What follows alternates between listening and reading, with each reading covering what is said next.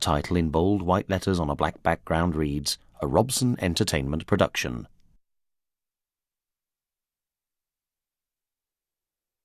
A title in white letters on a black background reads, May 2001, Eric Weihenmayer attempts to be the first blind man to summit Mount Everest. The screen remains black. It's a 3-section ladder over a big crevasse. Thing is, I never practiced it with one rope. Okay, and it leans to the left, the ladder. Oof. Okay? I may crawl across it. I just don't want to fall. No, you're good, man. But if I fall, then I'll just dangle in that space, right? A yawning crevasse gapes beneath Eric's cramponed boots as he gingerly walks across a flimsy-looking aluminium ladder. Grasping 2 ropes, Eric, listening to his guide, inches across the 20-foot gap, the ladder bowing alarmingly beneath him.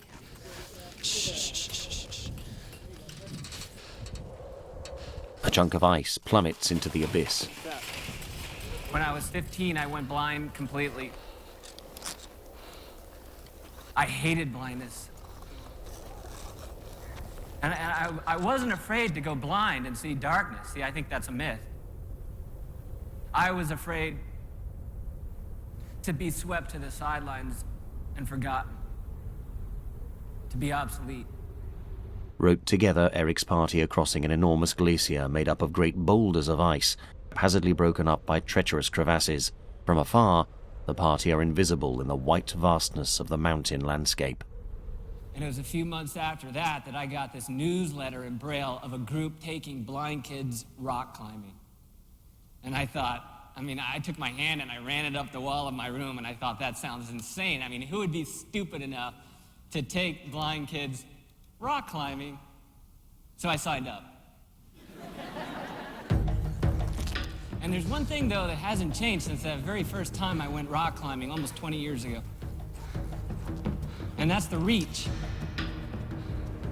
Because the fear of climbing blind comes when I'm reaching out to the darkness, when I don't know what I'm gonna find. But I reached out that day and I found what I was looking for.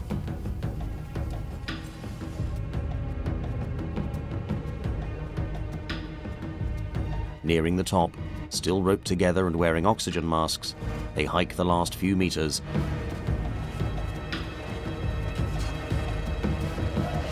Finally standing together on the summit. The Himalayas stretch out in all directions below them, in a great swathe of white peaks and clouds. Center of the cosmos. You did it, man. So many people doubted you. You showed them. Thank you. Good job, buddy. You did it. Eric raises his oxygen mask in triumph. A subtitle reads, Summit of Mount Everest, 29,035 feet. White braille letters on a black background become bold white standard lettering spelling out the title, Blind Sight.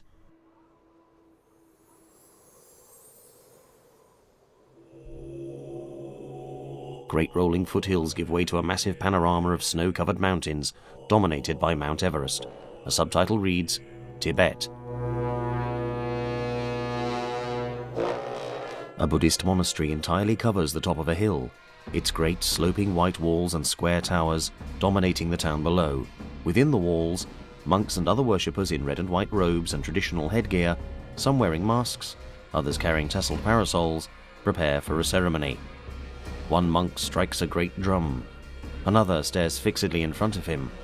A pair of painted blue eyes, hooded and intense, stare out of a brightly decorated wall.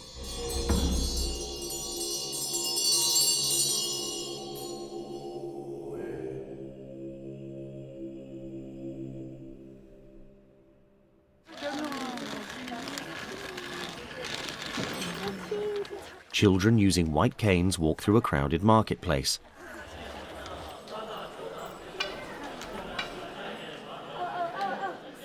Other children also carrying white canes enter a temple. Blindness in Tibet is a big, big problem.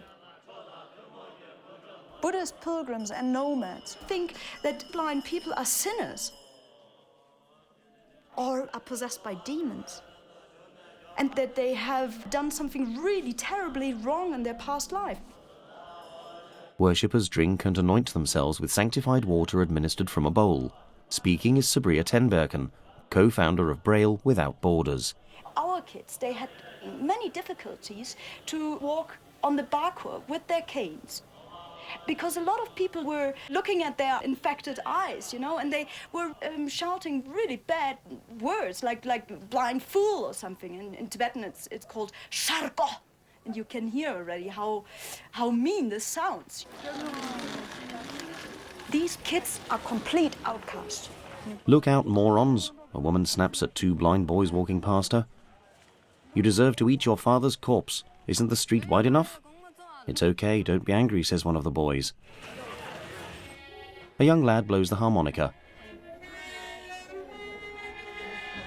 Other children hang around the white-walled yard of the Braille Without Borders School for the Blind in Lhasa, in Tibet. To educate these blind kids, to give them confidence, so that they don't have to be ashamed to be blind anymore.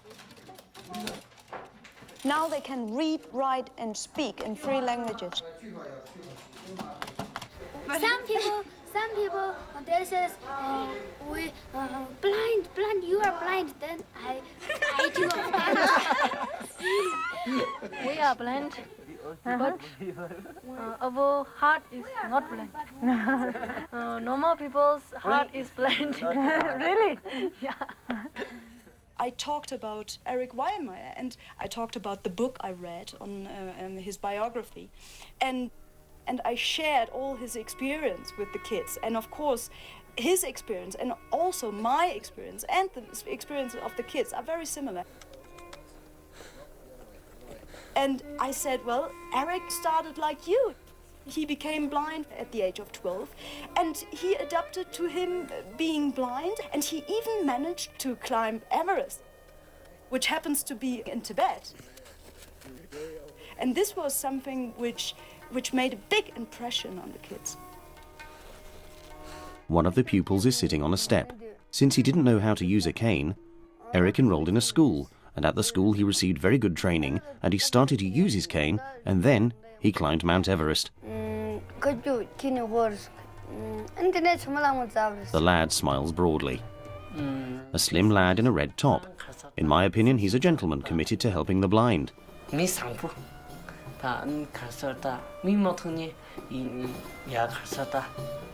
the United States, a sign above a busy road reads, "Howdy folks, welcome to Golden, where the West lives."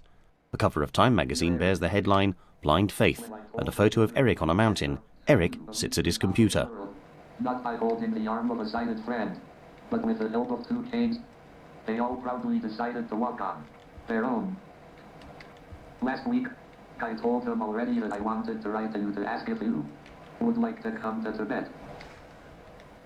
Sabria's first letter was the most powerful letter I'd ever listened to.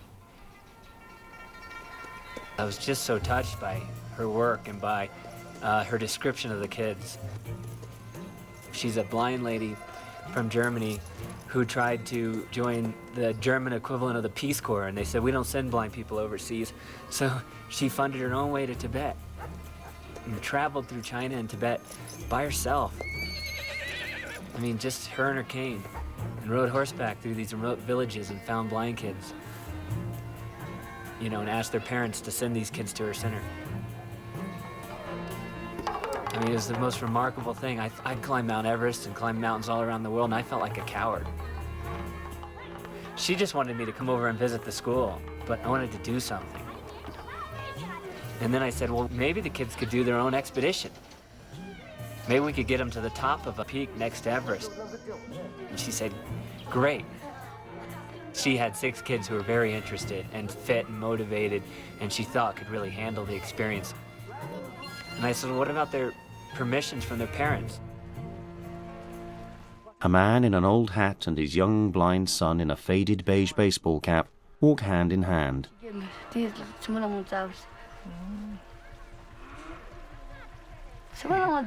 He's blind, isn't he? Says the father. He's a foreigner who climbed Mount Everest, the boy replies. If 1,000 people climb Everest, 200 will die. In that case, you'd be the one, comes the reply. What are you saying, says Dachung, aged 14. whose name means Little Moon. I don't worry about the trek. Of course I can climb. He can climb, says his father. There are horses if I can't walk. Horses? Then you can ride all the way instead of walking. I mean in case I can't walk, smiles Dachung. Shall we visit the monastery to offer prayers and butter lamps, suggests his father. He's all right around the house, but climbing that mountain? I doubt it.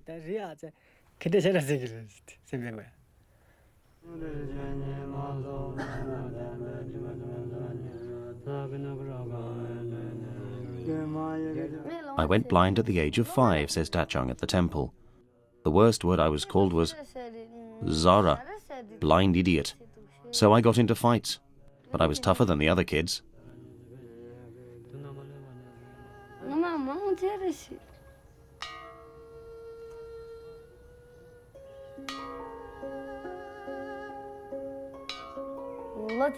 Dachung says goodbye to his father and family. I'm 14 years old now. I have no fear. As Dachung sits in a car ready to leave, his father advises, make sure you ask for help when you need to take a pee. Don't just wander off, okay? You could fall down. Open your mouth and ask for help. Well done. He steps back from the car looking concerned, surrounded by family. Dachung locks the car door. Tenzin is 17. His name means Keeper of Buddha's Teachings. Carrying his cane and a carrier bag, Tenzin walks past cone-shaped haystacks. It's because of my bad deeds in a previous life that I'm blind in this one. It's what's written in my karma. He's pushed on a big tricycle by his younger brother. Another brother opens the gate to an unkempt courtyard. It's open now, keep pedaling, he says.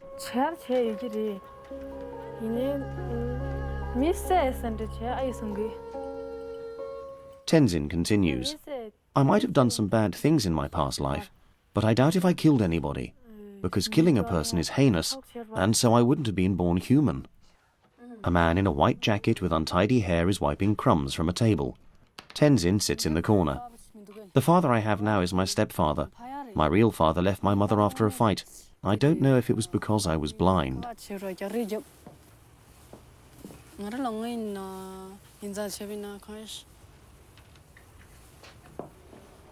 Tenzin blows dust from a small cassette player and inserts a tape. This is covered in dust. His mother adds butter to a blender.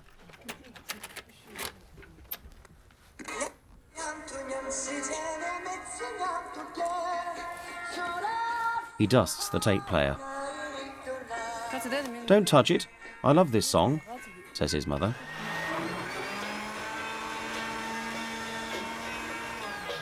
His mother hands Tenzin a cup of the butter tea made in the blender. When we get to the top, you'll be able to see everything. But for those of us who cannot see, imagining the view will expand our minds.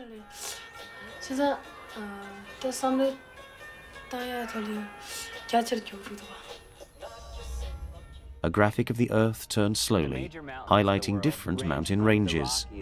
My hometown, that are about 14,000 feet, to the Alps that rise to just under 16,000 feet, Africa a little above 19,000 feet, to the Andes where there might be a handful of peaks above 22,000 feet. But the Himalayas, I mean, they're the big daddies. They're the rooftop of the world.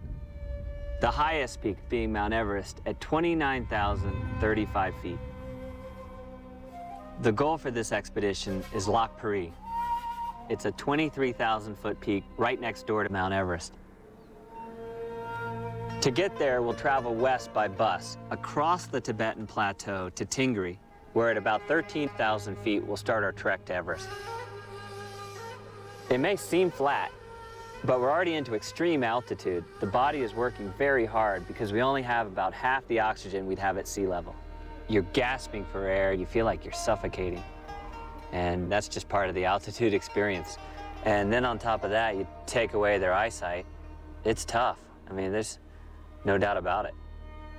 From Everest Base Camp, it's a long, hard journey. It's 13 miles on rocks and scree, crossing rivers and over ice, and you gain over 4,000 feet till you reach Advanced Base Camp, otherwise known as ABC.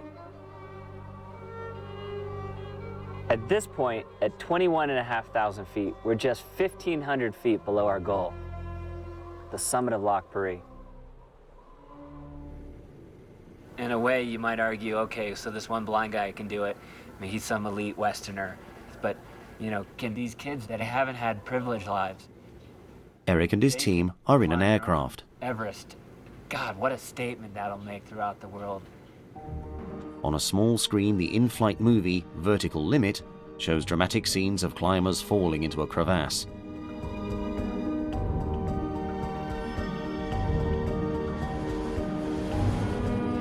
At Lhasa, airport of China, the children from the blind school await Eric's arrival. Da Chung, next to a window, nearly jumps out of his skin as Eric wraps his cane on it.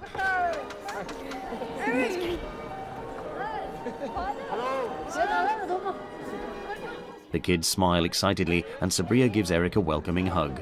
Wait. I have to give you something. Some of my friends I brought on this trip were with me on Everest. They're the best blind guides in the world. We've got Jeff. He's our amazing team doctor. We're going to be going to high altitude, which is called the death zone. And Jeff's really experienced at making split-second, life-and-death decisions about altitude sickness. Hi, guys. He'll also be guiding Tenzin. We also have Stephanie. She's an extreme endurance athlete. She's like the Energizer Bunny. She never stops moving. Okay? That should always be on the outside of your foot. Does that make sense? She'll be guiding Keela. Knees up, right here.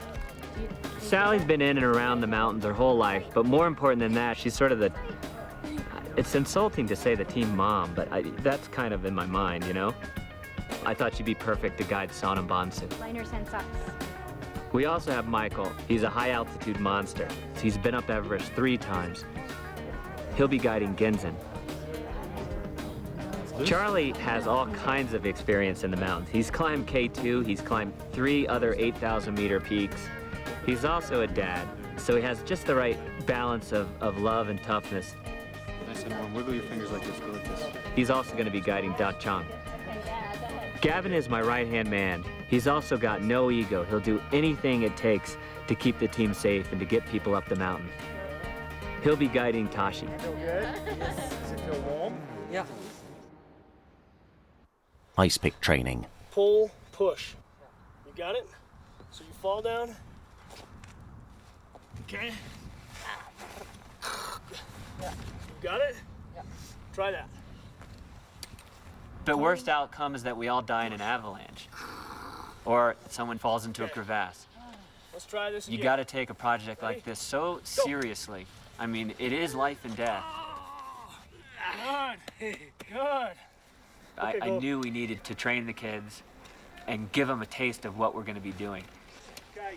Tashi, little slippy. I'm slipping. Help me. Help me. Good. And so Good. we'll take these kids rock climbing and work on that bonding and that trust that has to happen in any climbing team. They train on a sheer rock face. Yes. Keep your weight away from the rock. Yes. Stay on your feet. Good. How about right down there? Good. Right there for your foot. Good. Stand. Excellent. Pop it over here. Feel with your hands. Good. Excellent. Smile. Keep your weight off the rock. Yes. Rock climbing is very, very tactile. You have to use your feet, your feelings of the hands. You're touching the different surfaces of the rock, the very, very polished ones and also the rough ones. And every moment you have a different input. So for the blind, the whole way is really full of experiences. Not so close. Maybe away a little bit. Down here. But I think for the kids, the actual trek or being together with Eric and the team is the main important thing. Jeff clambers up the rock face towards the stranded Tenzin. Let go of the rock and lean back. Tenzin, let go of the rock and lean back. I mean, someone has to go up. Please. What? Don't you think someone has to go up? No. I thought these kids knew how to lower, so... I'll get up there and walk him down. Don't solo. No, it's easy. It's 5'4". I'll go up and get him down. You have your shoes Guys, check it out.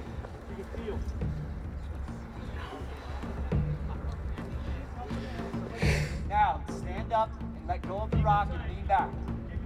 Tenzin, let go of the rock and lean back. That's it. Let go of the rope. Let go of the rock. That's it. That's it. Yes, there you go. Good boy. That's it, Tenzin. Do that. Yes, there you go. Good boy. Okay. I got it. All right, real quick. Way out here. Okay. I thought these kids had maybe rock climbed before and knew the basics, but There you go. I guess we underestimated a little bit, but they'll get it. They'll get it. Eric, Jeff and Gavin meet with Sabria and her partner Paul Cronenberg. One thing I really want to make clear is Tibet is not Nepal. Right. And the thing is, like you said in your emails, you have an evacuation plan ready. We were not so sure if you were informed about the circumstances here in Tibet. You're gonna find out. There is There's no no helicopter. helicopter.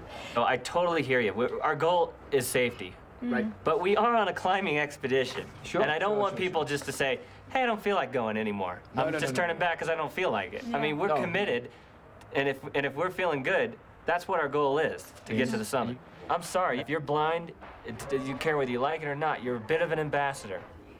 But you guys have to realize that Sabria and me, we probably have most to lose.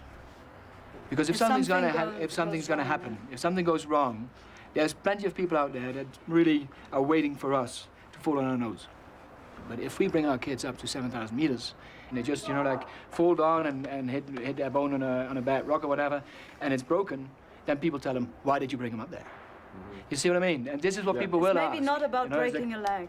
But it's like there are people out there that are just waiting. Things.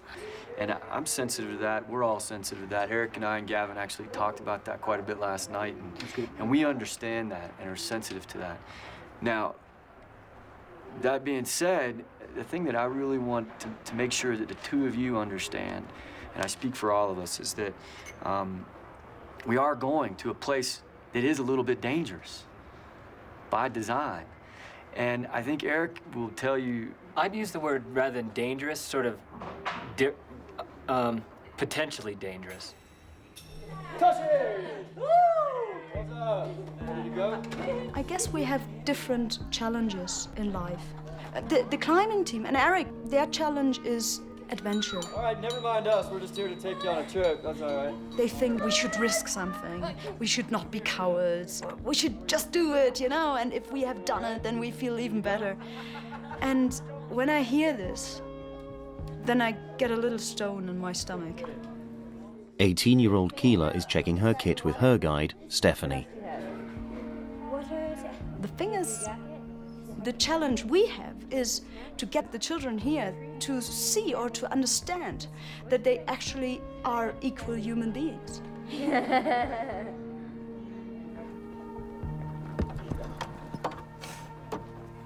My name is Kila. Kila means happy. My twin brothers and my father. And they all blind, and I'm also blind too. Before my mother take care of us, But my mother's dead 2 years before because she has a heart problem. She worried about too much me and my two brothers. By their water pump, Keela hugs one of her brothers. A small cow with tassels hanging from its ears stands in the walled courtyard. After 1 month in the hospital, she wanted to say something, but she couldn't speak anymore. I want to know something what she's saying, but nobody can tell me, and it's really tough for me. Then I really thought,